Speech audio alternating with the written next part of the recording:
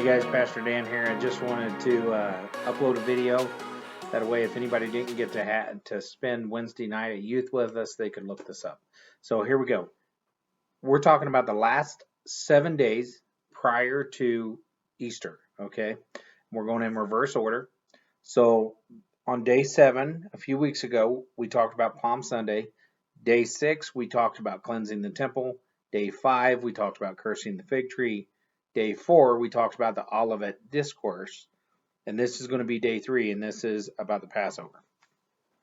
So basically what the Passover is way back in Egypt when the Israelites were under, when they were slaves to the Egyptians, and Moses came in, that's where the Passover come from. So you remember there were 10 plagues. The last one was when the angel of death came in, and the angel of death basically took all the firstborn. And what the Lord told Moses, he said, tell all the Israelites that if they will sacrifice the lamb and take that blood and put it on their doorpost, so they go up one doorpost across the top and back down the other side, if they did that, that when the angel of death would come to that house, he would see that blood on the door and know that they are God's people. And then he wouldn't enter that house. He would go to the next house and check it. So the Egyptians didn't know about this. The Israelites did. So when the angel of death came in, like the Lord said he was going to, when it got to an Israelite's house and it saw that blood on the door, it passed by and didn't take the life of the firstborn.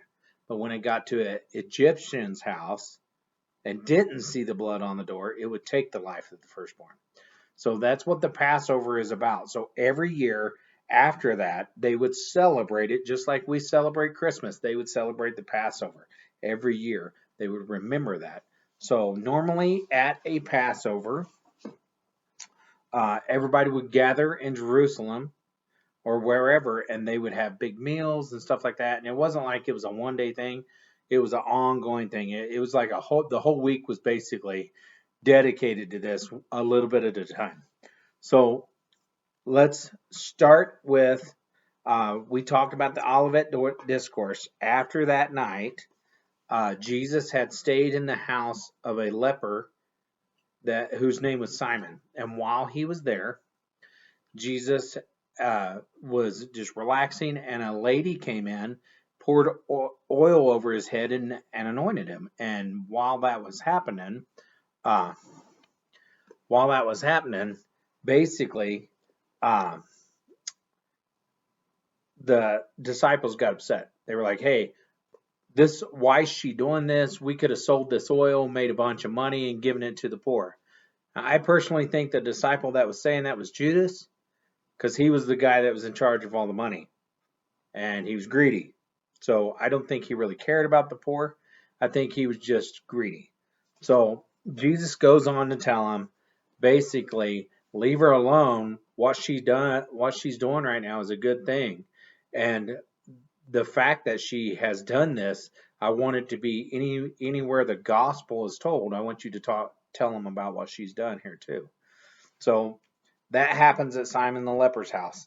Then they leave there, and when they're leaving, actually while they're there, while that's happening, Jesus goes on to say, you won't have me with you forever.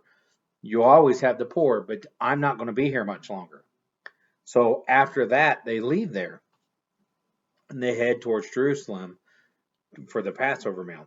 So while they're doing that, the scribes and the Pharisees and the chief priests, they're ticked off at Jesus because they're like, hey, this guy's making a ruckus. He's making a ruckus. He's telling people you don't have to pay attention to, what they're doing. There's something new coming. This is the way you're supposed to serve God, not like they're telling you they're not doing it the way they're supposed to be doing it. You need to be doing it the way God told you to do it, not the way they're telling you to do it, because they're not doing it right in the first place.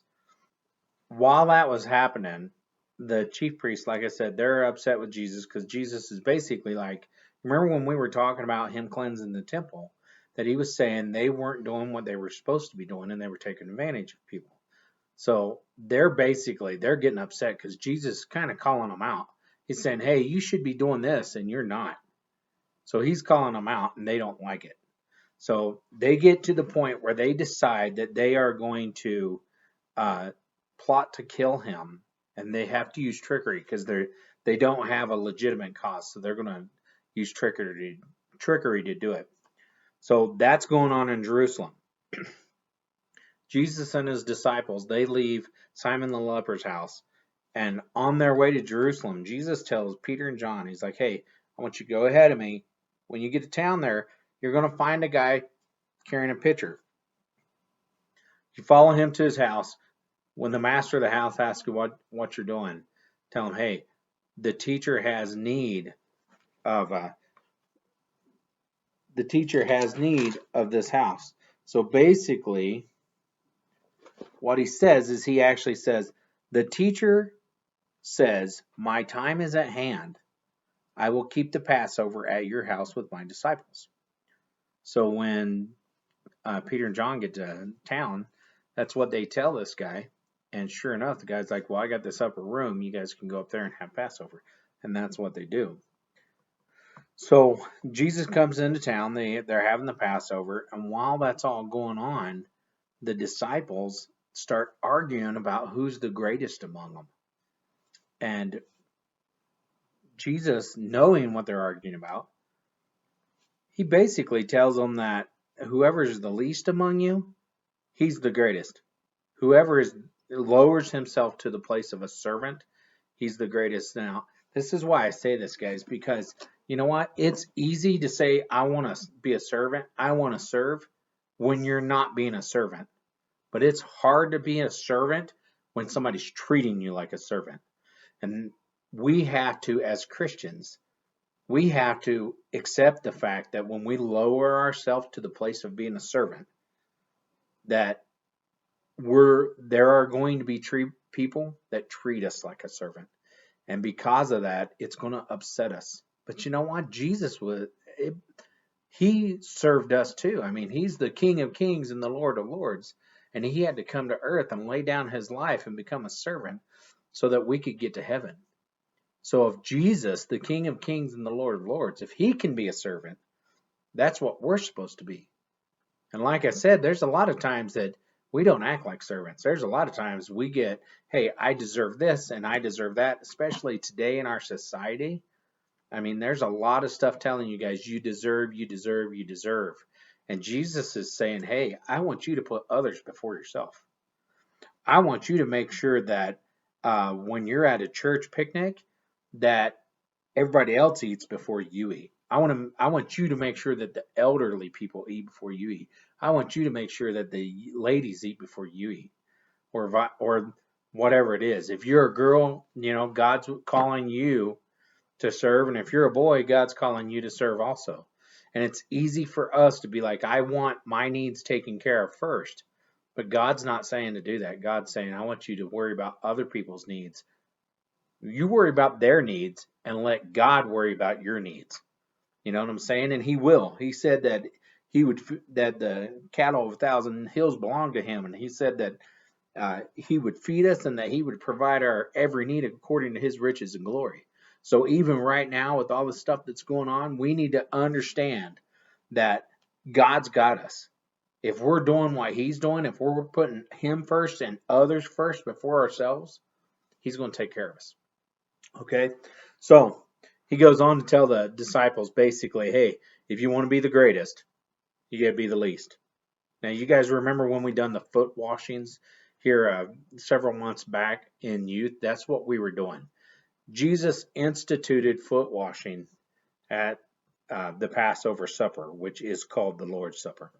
Now, speaking of the Lord's Supper, at this supper, when the Jesus and the disciples were celebrating Passover, that is when Jesus actually institutes the Lord's Supper, which is when you go to church and we have the little cup of wine and the little bitty cracker, and we eat the cracker and then we drink a little bit of cup of like grape juice or whatever it is. What that's about is that's about the Lord's Supper. So let me give you a little background on that. the Passover meal in the Old Testament, the Passover meal was the last supper with the disciples. Now, Jesus, he kind of moved this around. Instead of it being what it used to be, he made it what it is now. So you remember what I said about when he called the Israelites out of Egypt. That's what Passover was. Well, once they got out of Egypt, the Lord fed them for several years. And that's kind of where this comes from. So let me give you this. Customarily in a Jewish household, the head of the Jewish household would explain the elements of the Passover meal. And when he explained them, he would actually stand up and he would say, "This is the bread of affliction which our ancestors ate when they came out of the land of Egypt." Now, he wasn't saying that this was the actual bread that was 1,000 years old. He was saying this bread signifies the bread that they ate when they came out of Egypt. And he would go on, he would talk about the wine, and normally the head of the household he would bless the bread and the wine. But at the Passover, when 4 cups of red wine were drunk, he would lift the cup a handbreadth above the table and recite a special blessing. Now, Jewish men normally sat in chairs, but at the Passover, a lot of times they would recline like the Greek would in a like a couch kind of deal. So what Jesus does is Jesus says, it's all right, it's not bothering me. What I got some sun coming through. If you guys see these spots on my face right here, Jenny was trying to block it for me, but either way, what Jesus says is Jesus basically says, hey, I don't want you to use the bread as the old. I don't want you to remember the bread for the bread of affliction. I want you to remember the bread as my body. And I want you to remember the wine as my blood, because I'm going to give that up for you. Now, at the time, the disciples they weren't real clear on what was going on. So Jesus is instituting this, and he actually goes on to tell the disciples, do this in remembrance of me, and do it with new believers, and do it until I come again. And then he goes on to tell the disciples, after this meal, I won't eat bread and I won't drink wine again until I do it with all believers in heaven. Okay? So he institutes the Lord's Supper. And that is the inauguration of the new covenant, which is why we live under grace now instead of under law like they used to. So in the Old Testament, you remember you had to go sacrifice the lamb and all that kind of stuff to get your sins taken care of. At this moment, at the Passover meal, the Lord's Supper, Jesus, that was the inauguration of the new covenant, which is where we don't have to sacrifice animals anymore from now on.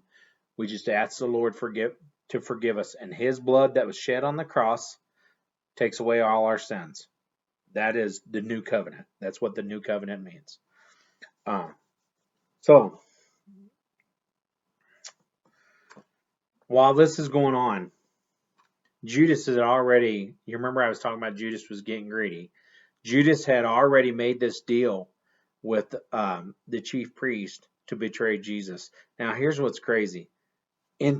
So Judas betrayed Jesus for 30 pieces of silver.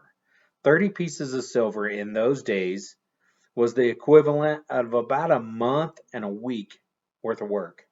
Okay, so the average income here in Susanville, so the average income that we're all dealing with is about $5,000 a month, or about $4,000 a month. I'm sorry. So basically, Judas betrayed Jesus for about $5,000. So for $5,000, he betrayed his friend, and his friend wound up being killed for it. And it was because of greed. Now, when Jesus tells them that while they're all sitting at the supper, Jesus tells them, he's like, hey, one of you is going to betray me. All the other disciples were like, is it me, Lord? Is it me? Is it me, Lord? Is it me? But Judas, he's like sitting right beside Jesus, and he's like, He's not doing that. And finally, Jesus is like, it's the one I dip the bread in. And then the disciples get to talking again, and it's almost like they don't recognize that Jesus dips his bread with Judas, because Jesus winds up telling Judas, hey, go do what you got to do. And Judas gets up and leaves, and they're still having supper. So that is after Judas leaves, that's where Jesus does the foot washing. Now in the Old Testament, they would actually do hand washing, and that was called rehaz. But Jesus kind of, he was kind of changing things up, just like he changed the bread and the wine to his body and his blood. He also changed from hand washing to foot washing. So when we wash each other's feet, he washed the feet of the disciples, and at one point, Peter actually said, Lord, you'll never wash my feet. And Jesus is like, listen, Peter, if I can't wash your feet, then you can't be part of me. And that's where that all come from.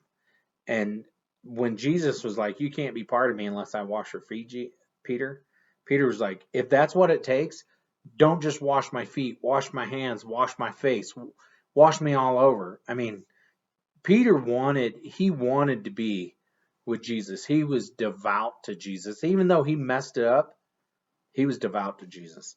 So, but that's where the foot washing came from, and Jesus wound up washing the feet of all the disciples. And that's why we do it today. One, we're humbling ourselves to one another, which we are called to do. We're being a servant to one another. And two, we are remembering something that Jesus instituted more than 2,000 years ago. So with that being said, guys, that is pretty much the Passover.